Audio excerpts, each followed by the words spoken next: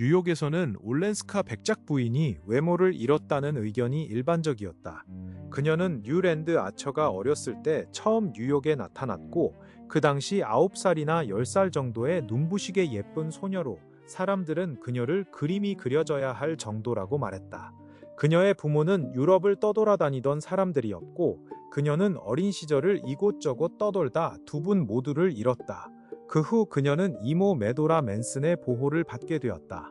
메도라 맨슨 역시 떠돌이 생활을 했지만 당시 뉴욕으로 돌아와 정착하겠다고 했다.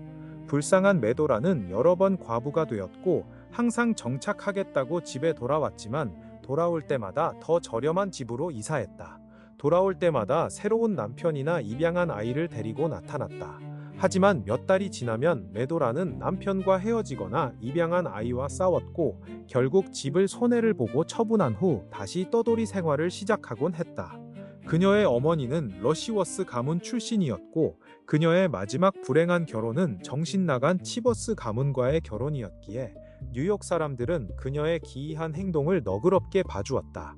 그러나 그녀가 유럽 여행을 좋아하는 유감스러운 취향에도 불구하고 사람들에게 인기 있었던 부모를 잃은 작은 조카를 데리고 돌아왔을 때 사람들은 그 예쁜 아이가 그런 손에 맡겨졌다는 사실을 안타깝게 여겼다. 모두가 어린 엘렌 민고색에 친절하려고 했다. 하지만 그녀의 어두운 붉은 뺨과 단단히 말린 곱슬머리는 여전히 부모님을 위해 검은 옷을 입고 있어야 할 소녀에게 어울리지 않는 명랑한 분위기를 풍기고 있었다. 이것은 미국의 변함없는 상복 규칙을 무시하는 잘못된 메도라의 많은 특이한 점 중 하나였다.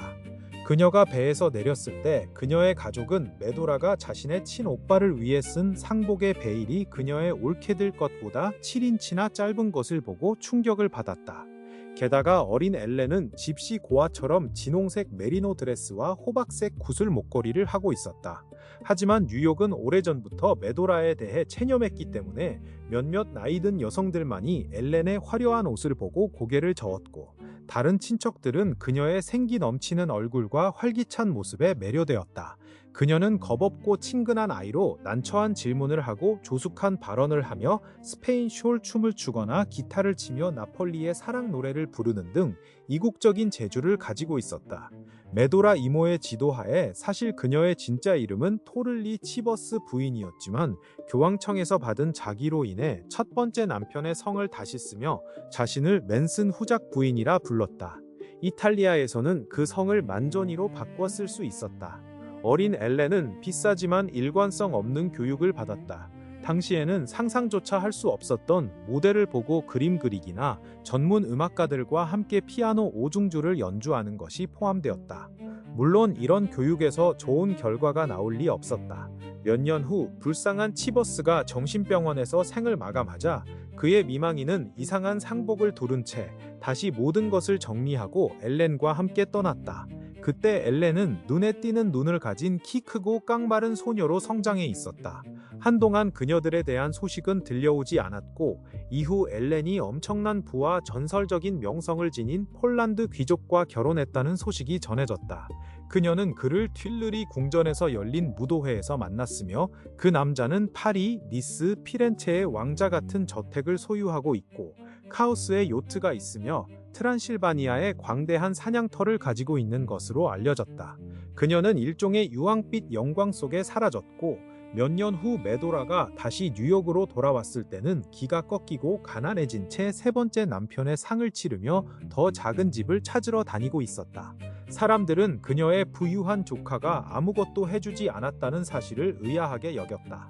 그러다 엘렌의 결혼도 파국을 맞았다는 소식이 전해졌고 그녀가 친척들과 함께 휴식을 취하고 있기 위해 집으로 돌아온다는 소식이 전해졌다.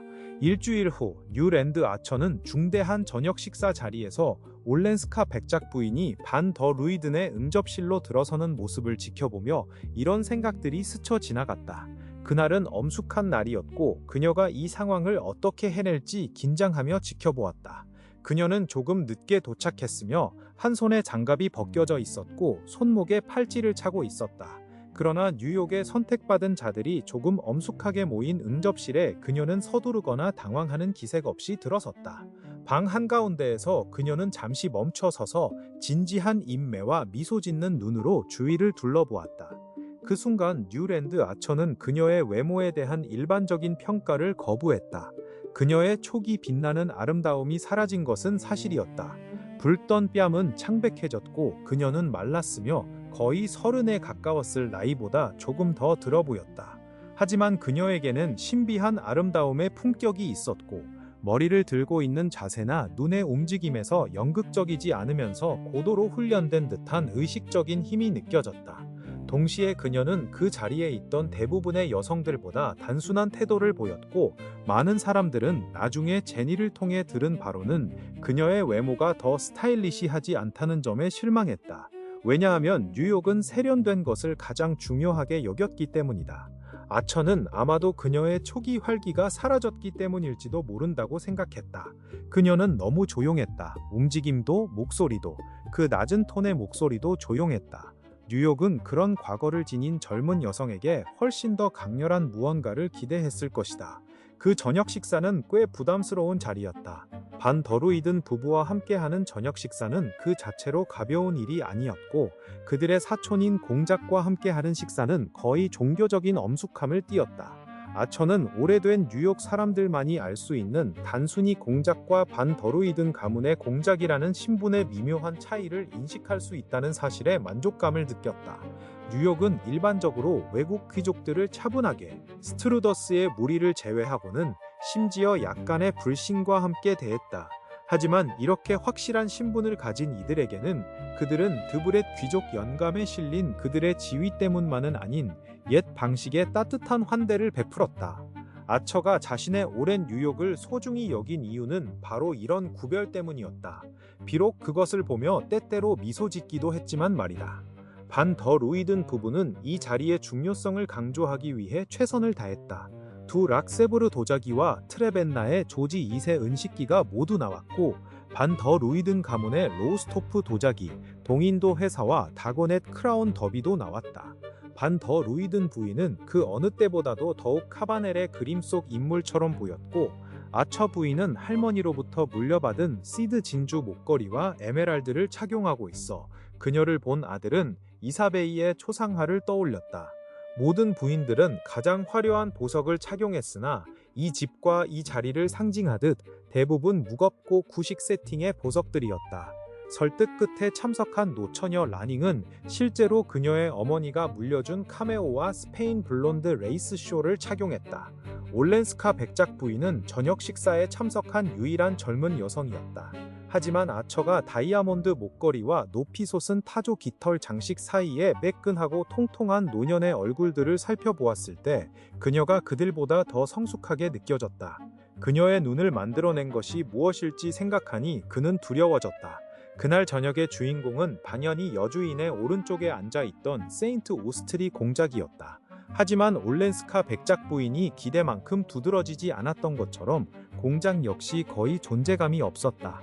그는 교양 있는 사람답게 최근 방문했던 다른 공작처럼 사냥복을 입고 저녁 식사에 오진 않았지만 그의 저녁 정장은 너무 낡고 헐렁해서 마치 투박한 홈스펀 천으로 지은 옷처럼 보였다.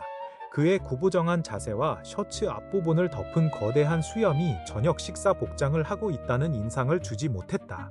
그는 키가 작고 어깨가 둥글었으며 햇볕에 그을린 얼굴에 두툼한 코와 작은 눈, 그리고 사교적인 미소를 지니고 있었다. 하지만 그는 거의 말을 하지 않았고 말을 할 때도 너무 작은 목소리로 말해 테이블 위에서 자주 생기는 기대감 속 침묵에도 불구하고 그의 발언은 가까이에 앉은 사람들 외에는 거의 들리지 않았다. 저녁 식사 후 남자들이 여성들과 합류했을 때 공작은 곧장 올렌스카 백작 부인에게 다가가서 구석에 앉아 활발한 대화를 나누기 시작했다. 둘 다 공작이 먼저 러벨 민곳 부인과 헤들리 치버스 부인에게 인사를 드리고 백작 부인은 상냥한 건강염려증 환자인 워싱턴 스퀘어의 우르반 다고넷 씨와 대화를 나눠야 한다는 사실을 인식하지 못하는 듯했다. 다고넷 씨는 그녀를 만나기 위해 1월과 4월 사이에는 외출하지 않던 고정 규칙을 깨고 나온 것이었다. 그들은 거의 20분 동안 대화를 나눴고 그 후 백작 부인은 일어나 넓은 응접실을 혼자 가로질러 뉴랜드 아처의 옆에 앉았다. 뉴욕의 응접실에서는 여성이 한 신사와 대화를 나누다가 자리를 떠나 다른 신사와 대화하기 위해 직접 걸어가는 일이 흔치 않았다. 예의상 그녀는 우상처럼 움직이지 않고 기다려야 했으며 그녀와 대화를 나누고 싶은 남성들이 차례로 그녀 곁으로 와야 했다. 그러나 백작 부인은 규칙을 어겼다는 것을 전혀 인식하지 못하는 것 같았다. 그녀는 소파의 한쪽 구석에서 아처 옆에 편안하게 앉아 다정한 눈으로 그를 바라보았다. 메이에 대해 이야기해주세요. 그녀가 말했다. 아처는 질문에 대답하는 대신 물었다. 전에 공작을 알고 있었나요? 아, 네. 매년 겨울 니스에서 그를 만났어요. 그는 도박을 아주 좋아해서 우리 집에도 자주 왔었어요. 그녀는 마치 그는 들꽃을 좋아해요 라고 말하는 것처럼 아주 단순하게 말했다. 그리고 잠시 후 솔직하게 덧붙였다. 제가 만난 사람 중 가장 지루한 남자라고 생각해요. 이 말에 아처는 그녀의 이전 발언이 준 약간의 충격에도 불구하고 기분이 좋아졌다. 반 더 루이든 가문의 공작을 지루하다고 생각하고 그 의견을 감히 말할 수 있는 여성을 만난 것은 분명히 흥미로운 일이었다.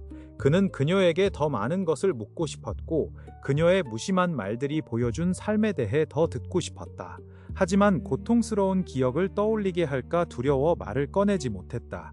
그가 무엇을 말해야 할지 생각하기도 전에 그녀는 다시 원래의 주제로 돌아왔다. 메이는 정말 사랑스러워요. 뉴욕에서 그렇게 아름답고 지적인 젊은 여자는 본 적이 없어요. 그녀를 많이 사랑하나요? 뉴랜드 아처는 얼굴을 붉히며 웃었다. 남자가 할 수 있는 한 많이요. 백작 부인은 그가 한 말의 의미를 놓치지 않으려는 듯 그를 생각에 잠긴 채로 바라보며 물었다. 그렇다면 사랑에도 한계가 있다고 생각하나요? 사랑의 한계가요? 있다면 전 아직 찾지 못했어요. 그녀는 공감에 찬 미소로 빛났다. 아, 정말 진정한 로맨스군요. 가장 낭만적인 로맨스죠. 정말 멋지군요. 그리고 두 사람은 자연스럽게 만났나요? 누가 주선한 게 아니었나요? 아처는 믿을 수 없다는 듯 그녀를 바라보았다. 잊으셨나요? 그가 미소 지으며 물었다. 우리나라에서는 결혼을 주선받지 않는다는 걸요? 그녀의 뺨이 어둑하게 물들었고 그는 즉시 자신의 말을 후회했다. 네, 그녀는 대답했다. 잊고 있었네요. 가끔 이런 실수를 하면 용서해 주세요. 여기서는 모든 것이 좋다는 걸. 제가 왔던 곳에서는 나빴던 것들이 여기서는 좋다는 것을 항상 기억하지는 못해요. 그녀는 비엔나에서 가져온 독수리 깃털 부채를 내려다보았고 아처는 그녀의 입술이 떨리는 것을 보았다. 정말 죄송합니다. 아처는 충동적으로 말했다. 하지만 여긴 당신의 친구들이 있다는 걸 알잖아요. 네, 알아요. 제가 가는 곳마다 그런 느낌을 받아요. 그래서 집으로 돌아왔어요. 다른 모든 걸 잊고 다시 완전한 미국인이 되고 싶어요. 민곳 가문과 웰랜드 가문처럼, 당신과 당신의 멋진 어머니처럼, 그리고 오늘 밤 여기에 있는 다른 모든 좋은 사람들처럼요. 아, 메이가 도착했군요. 당신은 그녀에게 가고 싶겠죠. 그녀는 덧붙였지만 움직이지 않았다. 그녀의 시선은 문에서 다시 돌아와 젊은 남자의 얼굴에 머물렀다. 응접실은 저녁 식사 후에 손님들로 채워지기 시작했고 올렌스카 부인의 시선을 따라 아처는 메이 웰랜드가 어머니와 함께 들어오는 것을 보았다. 흰색과 은빛 드레스를 입고 머리에는 은빛 꽃 화환을 쓴 키 큰 소녀는 마치 사냥에서 막 돌아온 다이애나 여신 같아 보였다. 오, 아처가 말했다. 제게는 경쟁자가 많아요. 보세요. 벌써 많은 사람들에게 둘러싸였잖아요. 저기 공작이 소개되고 있네요. 그럼 조금만 더 저와 함께 있어주세요. 올렌스카 부인이 낮은 목소리로 말했다. 그녀는 깃털 부채로 아처의 무릎을 살짝 스쳤다. 가벼운 접촉이었지만 아처에게는 그것이 마치 어루만지는 손길처럼 짜릿하게 느껴졌다. 네, 조금 더 있을게요. 아처는 같은 낮은 목소리로 대답했다. 자신이 무슨 말을 하는지도 모른 채. 하지만 그때 반 더 루이든 씨가 다가왔고 그 뒤에는 나이든 우르반 다고넷 씨가 따랐다. 백작 부인은 차분한 미소로 그들을 맞이했고 아처는 호스트의 눈길이 자신을 경고하는 듯 느껴지자 자리에서 일어나 자신의 자리를 양보했다. 올렌스카 부인은 마치 작별 인사를 하듯 그에게 손을 내밀었다. 그럼 내일 5시 이후에 기다리고 있을게요. 그녀가 말했다. 그리고 나서 다고넷 씨가 들어설 수 있도록 뒤로 물러섰다. 내일, 아처는 자신이 되뇌는 것을 들었다. 약속을 한 적도 없고 대화 중에 그녀가 다시 만나고 싶다는 암시를 준 적도 없었는데 말이다. 그가 물러서자 로렌스 레퍼츠가 키 크고 화려한 모습으로 아내를 이끌고 백작 부인에게 소개하러 오는 것이 보였다. 그는 거트루드 레퍼츠가 백작 부인에게 크고 무심한 미소를 지으며 말하는 것을 들었다. 어렸을 때 우리는 함께 무용학교에 다녔던 것 같아요. 그 뒤에는 순서를 기다리며 백작 부인에게 자신들을 소개하려는 몇몇 커플들이 서 있었다. 그들은 러벨 민곳 부인의 저녁 식사에서 백작 부인과의 만남을 거절했던 사람들이었다. 아처의 어머니가 말했듯이 반더 루이든 가문은 원하면 언제든 사람들에게 교훈을 줄 수 있었다. 다만 놀라운 점은 그들이 그렇게 하지 않는 경우가 많았다는 것이다. 젊은 아처는 팔에 가벼운 손길을 느꼈고 검은 벨벳과 가문의 다이아몬드로 치장한 반더 루이든 부인이 그를 내려다보고 있는 것을 보았다. 올렌스카 부인에게 그렇게 헌신적으로 시간을 내주다니 정말 고마워요, 뉴랜드. 나는 헨리 사촌에게 정말로 와서 도와야 한다고 말했어요. 아처는 그녀에게 애매한 미소를 지으며 답했다. 그러자 그녀는 마치 그의 타고난 수줍음에 맞춰주듯이 덧붙였다. 메이가 이렇게 사랑스러워 보인 적이 없어요. 공작도 그녀가 이 방에서 가장 아름다운 소녀라고 생각하더군요.